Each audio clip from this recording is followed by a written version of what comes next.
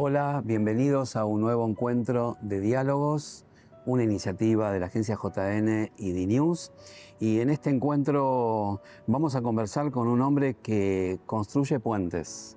Él no es arquitecto, no es ingeniero y los puentes son puentes de arte, de videos, de películas, de series, de ficciones. Y es el hombre que une a la Argentina y el Estado de Israel. Es una persona muy conocida. Así que es un placer compartir con ustedes una entrevista con Yair Dori. Hola Yair, un gusto verte, seguramente que en Tel Aviv, aquí en Buenos Aires, Daniel Berliner, para conversar un rato contigo. Qué lindo verte. Aquí estamos viviendo una realidad bastante complicada. Estamos porque tenemos que enfrentarnos a lo que hay y tratar de que esto quede atrás lo antes posible.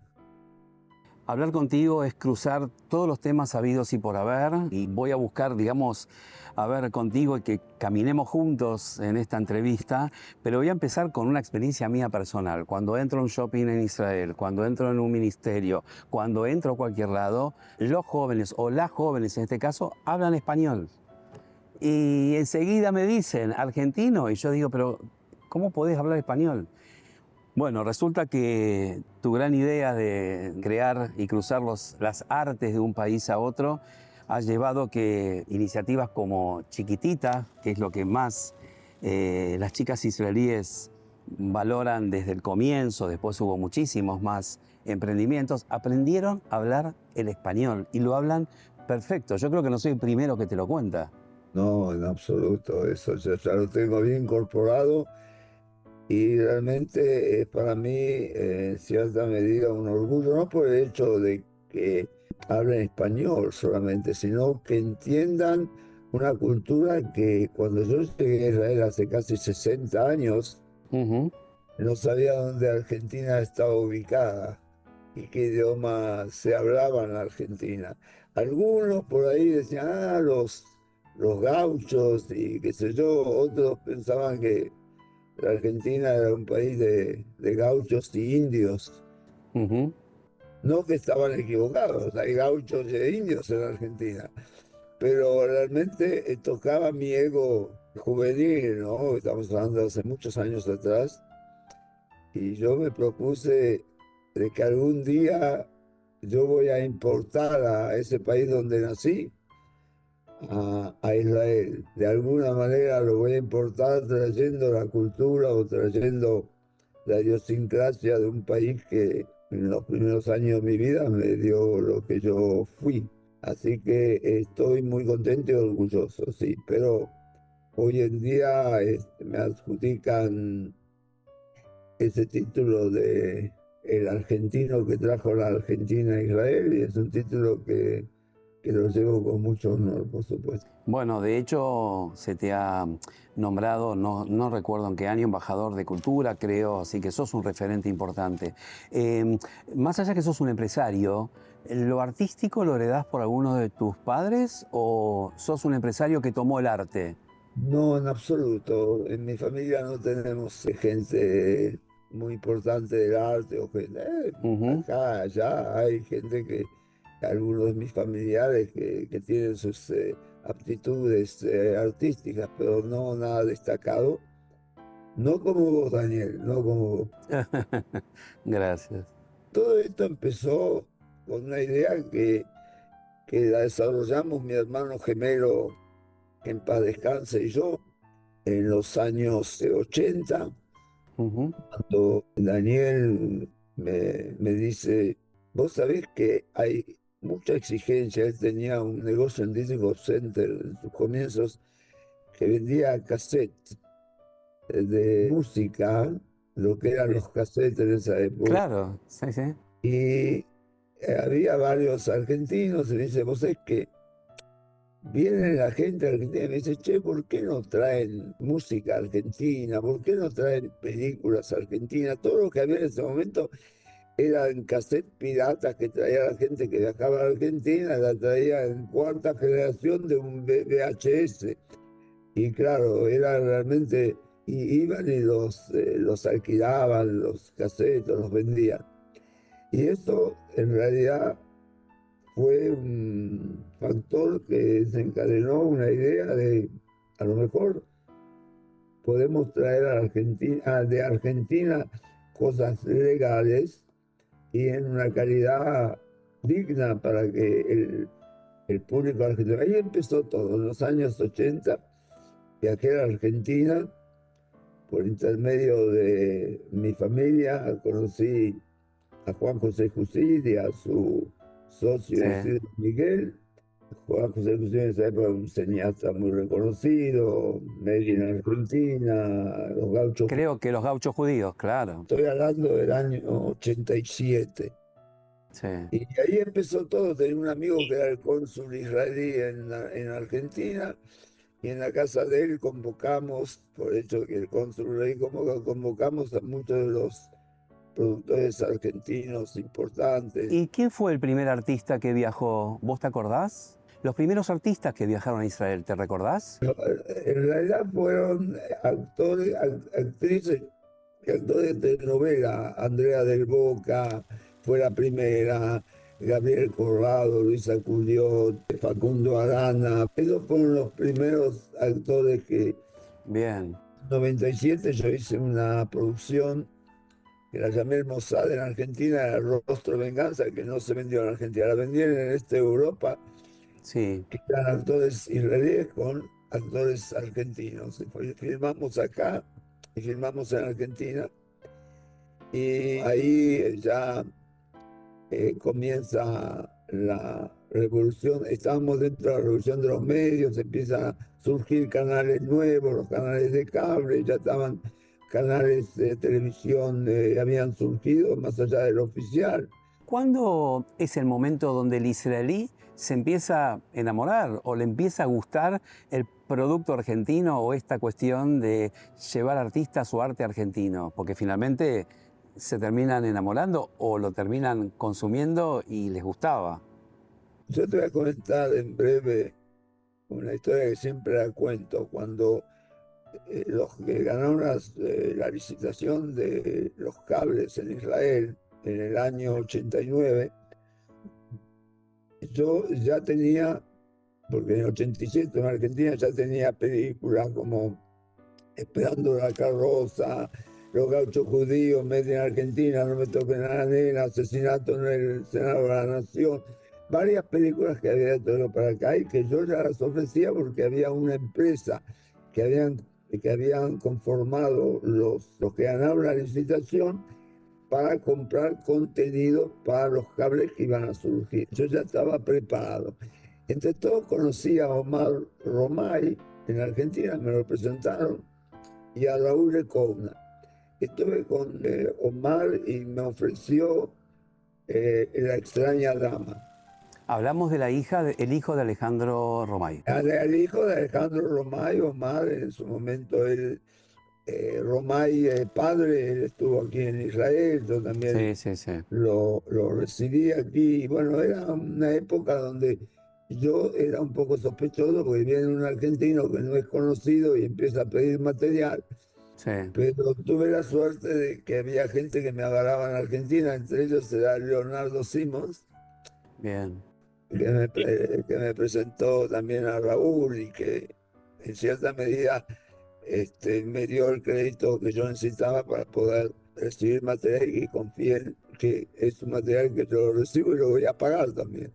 Sí. Entonces empezamos con la primera telenovela, fue La extraña dama.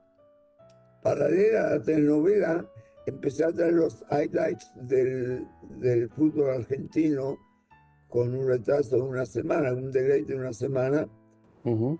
porque yo creía que les iba a interesar. Y eso lo hice con torneos y competencias. La primera telenovela argentina fue La extraña dama con Luisa Colioc.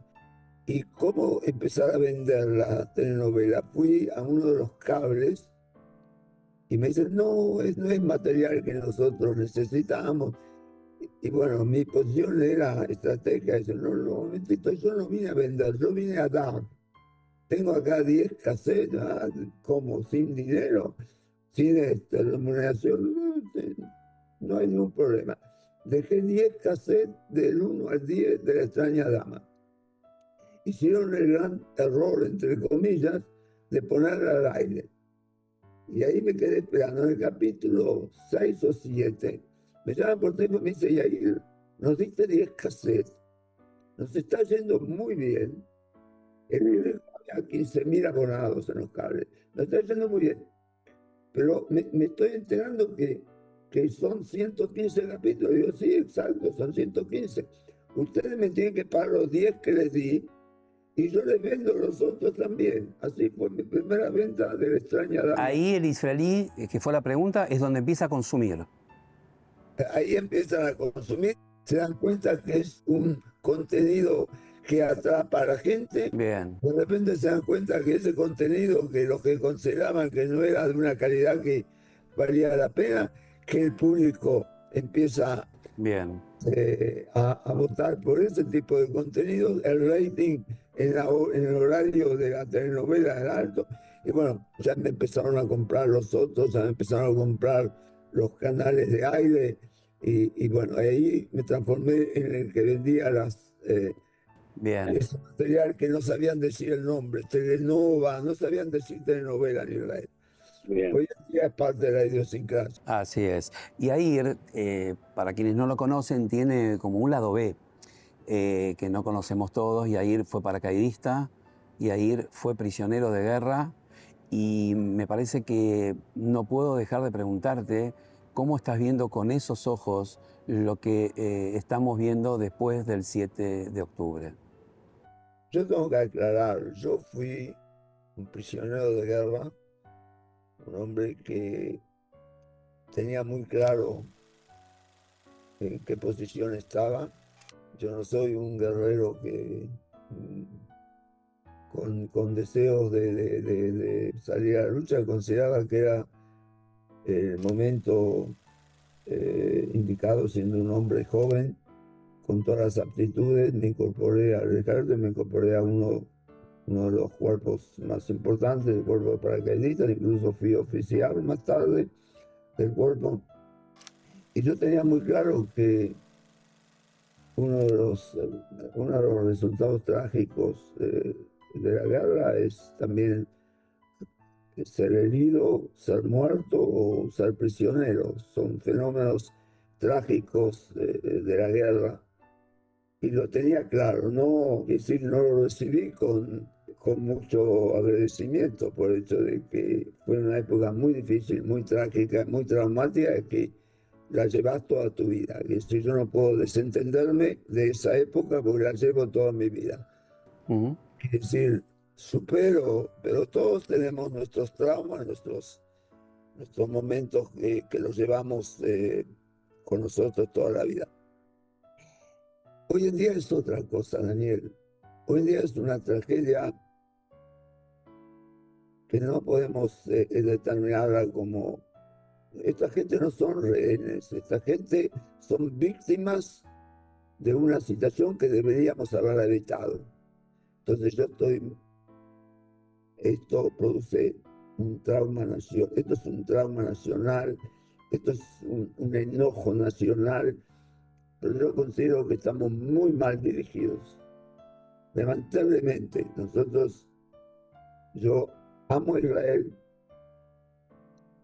hecho por este país lo que consideraba que podía hacer, creo que aporté y lo hice con conciencia de que era lo que yo quería y lo que debía hacer. Pero hoy en día no es lo mismo. Hoy en día no es lo mismo. Nosotros vivimos una tragedia donde entraron a nuestro país, donde entraron a nuestra soberanía y se llevaron a chicos de la cama, a criaturas.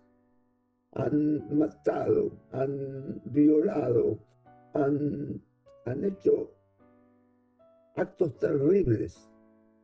Vivimos realmente un holocausto. Vivimos algo tremendo, trágico, que todo yo, dentro de toda mi ocupación y todas mis satisfacciones en el área profesional, vivo muy triste, como mucha gente aquí en Israel, la mayoría de la gente, en las encuestas más del 80% de la gente. Nosotros tenemos que terminar con esto, nosotros tenemos que traer a estas víctimas, que no, en su mayoría no eran soldados, eran chicos que fueron a divertirse, a Nova, a bailar, a cantar. Gente que todo el pecado de ellos es vivir cerca de una frontera que tendría que haber estado protegida y no estuvo protegida. Y eso es una culpa nuestra. Es decir, no lo veo a nivel personal, pero es una culpa de organismos israelíes dirigidos por un gobierno que no vio las cosas como debía verlo y que ya no tendría que estar dirigiendo el país. Es en mi punto de vista. Entonces estoy muy triste, estoy muy congojado, estoy muy enojado, como otra mucha gente. No sé lo que va a pasar ahora con el hecho de que quieren tomar todo Gaza. Yo considero que esto habría que terminar con un acuerdo, pagar el precio que no queremos pagar, pero debemos pagar porque nosotros hemos sido también culpables del hecho de que esto haya ocurrido de la manera que ocurrió, y devolver a todos estas 48 víctimas, que de ellas por lo menos 28 ya no están, y espero que sea el último número, porque no se sabe si los 20 están todos vivos o no están vivos. Ustedes seguramente deben ver lo que nosotros vimos a estos chicos que están en una situación realmente terminal, y espero que pueda pasar algo y que pueda durar. Es muy dramático todo lo que pasa, Daniel. Estoy muy, muy, muy triste, muy enojado. Y cuando uno ve la vida con la perspectiva de un hombre de casi 79 años, que ya no puede aportar lo que en su momento podía aportar, y que el futuro uno lo tiene más atrás que adelante, entonces realmente estamos viviendo, yo a nivel personal, pero la mayoría de nuestro pueblo dentro de su marco nacional está viviendo una tragedia que ya van a ser 2 años. Yo creo que parte del mundo comparte esta tragedia, la diáspora, la Golá, el mundo judío también me pasa a mí. Nosotros solemos vernos, y está bueno que la gente sepa. Vos estás en Tel Aviv ahora seguramente. Cuando voy a Israel solemos vernos, y te agradezco que abras las puertas de tu casa y tu oficina para compartir un café. Pero me pasó en mi último viaje, o mis 2 últimos viajes, que me cuesta ir a Tel Aviv digamos, a caminar en la Rambla, porque eso para mí es la alegría. Siempre significó la felicidad. Ver a la gente en Tel Aviv siempre fue un espacio realmente de placer, y creo que lamentablemente coincido que esa alegría y esa felicidad, recordemos también que Israel está dentro del ranking de los 6 países más felices del mundo, estaba, y perder esto que vos tan bien trajiste va a ser difícil recuperar, pero creo que el pueblo judío tiene en su ADN recuperar eso y poder realmente lo más pronto vivir con seguridad, que es lo que siento que los israelíes se sintieron de algún modo vulnerados, y que esto tenga un futuro que pueda recuperarse. No sé, supongo que vos lo verás del mismo modo, ¿no es cierto? Se va a recuperar, porque yo voy a usar lo que en su momento Golda Meir le dijo a Biden, que era un senador joven, hace más o menos más de 50 años. Estuvo en Israel, y Biden le preguntó a Golda Meir qué va a pasar con este conflicto, con estas guerras que ustedes viven. Y Golda le dijo: nosotros las vamos a superar. Y ¿sabe por qué? Porque no tenemos otra opción. Y es lo que realmente es. Vamos a recuperarnos, vamos a, a dejar todo esto atrás, y vamos a seguir viviendo, porque no tenemos otra opción. La otra opción no quiero ni pensar en ella. Exactamente. Tenemos algo en común, una música en común, Yair, que, bueno, vengo de papás artistas, y siempre el arte fue y es importante en momentos difíciles de la historia. No por nada estoy en el hotel en mi último viaje hace muy poco. Antes que llegara la serie La Argentina, estoy viendo la televisión a la noche y veo la serie AMIA. No habíamos podido hablar todavía y digo, ¿cómo puede ser AMIA? Y se me iban los ojos porque la verdad era un gusto verlo por primera vez en la televisión israelí y me tocó sin querer verlo. Ahí te llamé, compartimos un café, nos encontramos con tus socios y con el protagonista de la serie y creo que este fue uno de los últimos regalos que pudiste darle al mundo que puede y le gusta ver series. Y creo que de algún modo esto también es producto de o un antídoto ante tanto dolor. El arte vuelve a tener su importancia, ¿no es cierto? Sin duda, vos sabés qué casualidad. El 1 de septiembre subió aquí en Netflix Israel la serie. Y realmente a mí, claro, yo lo veo con una cierta subjetividad todo, ¿no? Ujú. Pero realmente esa serie era muy importante para mí. No por el hecho de que estoy haciendo una serie que tiene un valor universal, por el hecho de que estamos hablando de algo que le tocó a todo el mundo, ¿no? Sino por el hecho de que pongo un aporte, como se dice, un grano de arena para que este tema entre nuevamente en la conciencia de la mayoría. Es un tema que no está resuelto, es un tema que está en la historia. Perdón, hablamos del atentado a la Embajada de Israel y a la AMIA en la Argentina, 92 y 94, para quien que no lo sabe. Dos atentados. Nosotros Bien, en la primera temporada se llama AMIA, pero nosotros hablamos de cómo, si empieza con embajada, sí. y más o menos es una ficción basada en la realidad. Los que conocen más o menos el Ujú. tema saben que es una ficción basada en la realidad, pero hay mucho real de la ficción. Bien. Y la segunda parte va a hablar ya de la explosión de la AMIA hasta el asesinato. Y discúlpame que digo asesinato, porque yo estoy convencido que fue solamente un asesinato de Del fiscal Nisman. Alberto Nisman. Sí. Ok, bueno, felicitarte porque realmente, bueno, lo hemos recibido con placer y gusto. Sé que en Israel hizo mucho ruido el estreno con autoridades, el embajador y los argentinos que realmente disfrutan de cada producto que en tu vida nos vas regalando. Te quiero despedir con una pequeña reflexión tuya, obviamente, que nos ayudes a imaginar el futuro inmediato con los mejores ojos para quedarnos con esta sensación de un hombre que atravesó en su vida tantas cosas como muchos israelíes. Es un hombre nuestro porque sos argentino, hiciste alía de muy chico, nos representás, así que creo que un mensaje tuyo hacia el futuro y con buenos ojos nos va a hacer bien a todos. Así que te escucho, termina vos nomás. A nivel personal tengo varios proyectos. A nivel, digamos, yo puedo decir, nacional, yo trabajo y colaboro con la organización de las familias de los rehenes. Ujú. Es es una necesidad mía de también estar ahí y espero que no pase mucho tiempo hasta que estos, estos rehenes vuelvan aquí a casa. Los que no viven, por lo menos tener una sepultura y darle a la familia el lugar donde pueden poner una flor y poder recuperar a los que están vivos y que toda esta guerra termine. Quiero agradecerte por seguir fabricando y construyendo puentes necesarios desde el primer día que con tu hermano lo pensaste. En vos veo reflejado toda esa generación de hombres que hacen cultura, trabajan, activos y tienen una vida por delante.